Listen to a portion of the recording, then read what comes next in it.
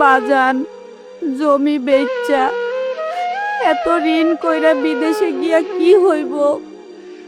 কখন তুমি বিদেশ গেলে আমার কি হইব?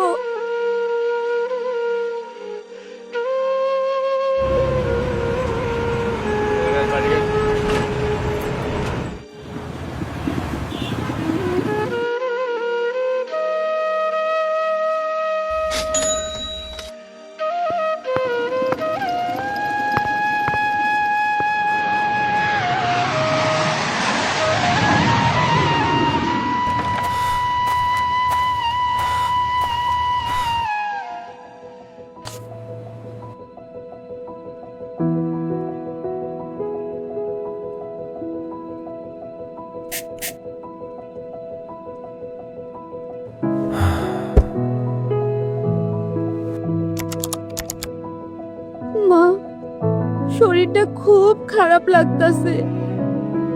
মনে হয় ঘরে নতুন মানুষ আইব।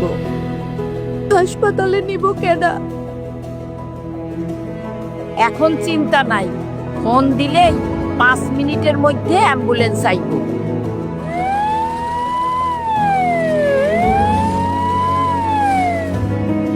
কত টাকা বিল হইছে? আপনার স্বামী দেশকে সমৃদ্ধ করছেন, দেশ কেন প্রবাসীদের পরিবারকে সমৃদ্ধ করবে না? সরকার আপনাদের সেবা প্রদান করছে বিনামূল্যে।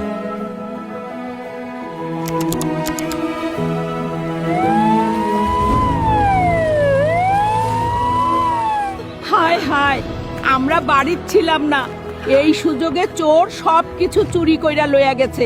আপনারা চিন্তা করবেন না, চোর ধরা পড়েছে এবং আপনাদের মালামাল উদ্ধার করা হয়েছে।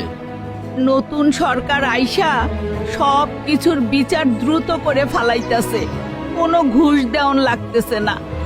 বৌমা, দেখো তো কি চিঠি দিয়া গেল। মা, সরকার থেকে চিঠি আইছে। আয়েশার পড়ালেখার দায়িত্ব সরকার নিছে।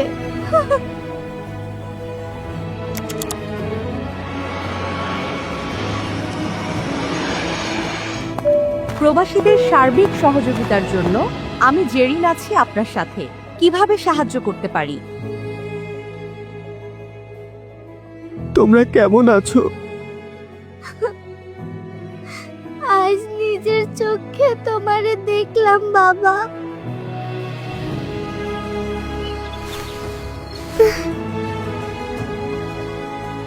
তুই কি আবার বিদেশে যাইবি?